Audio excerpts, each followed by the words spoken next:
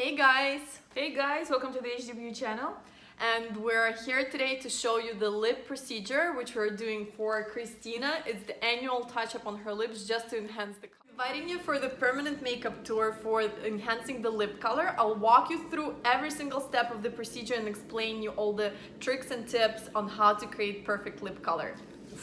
I'm excited. Let's get started.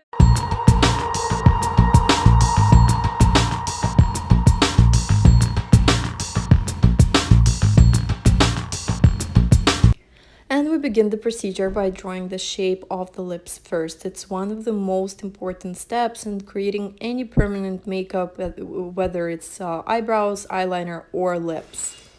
Remember, we're not trying to make her lips look bigger, but we're just trying to enhance the color. Any uneven parts can be fixed with permanent makeup, but they cannot make the lips bigger. Next step would be fixing the shape with a white waterproof pencil to make sure once we apply the anesthetic, our pink pencil and white pencil stay consistent on the lip. Now we're applying the anesthetic. On her, I'm applying all over her lip because she's very sensitive. And I'm not rubbing it in, I'm just dabbing it on top to make sure we don't erase our shape. And to make sure dynamic kicks in quicker, we apply the ceramic wrap on top of her lips. I will be using number 1 liner nano needle for the lips. For both liner and the shading technique, I always go only with the number 1 needle, and it's less trauma to the lip and better, more natural results. To secure our shape, we're gonna go over the edge of the lip only once. We're not creating the lip liner, we're just making sure the shape is fixated. But once it's healed, you're not gonna see any lip liner there. The healing results should be very natural, without any lines or borders. Moving very slowly from both sides to make sure I'm staying intact on the line without creating a double line. Now we're applying the gel anesthetic on top lip and moving on to the bottom one, doing the same thing. I'm going in between the pink pencil and the border of the inside of the white pencil.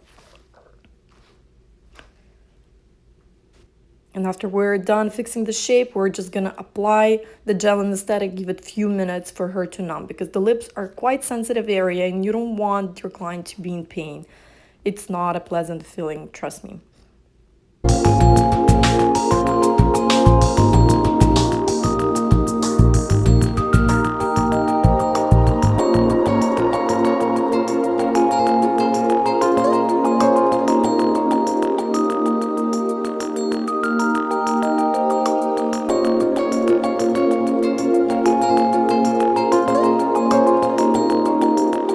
Now we get into the shading part. That's where the stretching comes into effect. We have to stretch the lip to make sure the needle glides on top of the skin.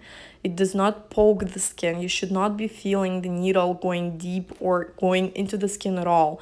It should only put the very soft powder on top of the skin. As you can see, we barely see any bleeding unless the client has a sensitive lip where the blood vessels are located close to the surface. You might see a little bit of the bleeding, but there should be no bruising, no bleeding whatsoever. On Christina, I went over twice with the shading just to secure the color because she does like her lip to be a bit brighter. In the end, we're just applying the polysporin antibiotic ointment on the lips. They're a little bit swollen, and as you can see, the results are very bright, natural. The color will turn out amazing. Just wait for the final results. Hey guys, so we're done with the procedure. Let's ask Christina how is she feeling right now. I feel really good. I didn't feel a thing. Everything was numbed, and I actually fell asleep. Actually, she did snore a few times. Okay guys, so we will be posting updates on the healing results. We will continue filming for the next 3 days to make sure you guys see the full healing process. This is next day right after the procedure. Lips are a bit swollen, color still bright. This is day 3. We already see the scab is forming on top. Lips look a lot drier. We're still applying our antibiotic ointment. The color is still very tight on the lip. We don't see any breakouts, nothing.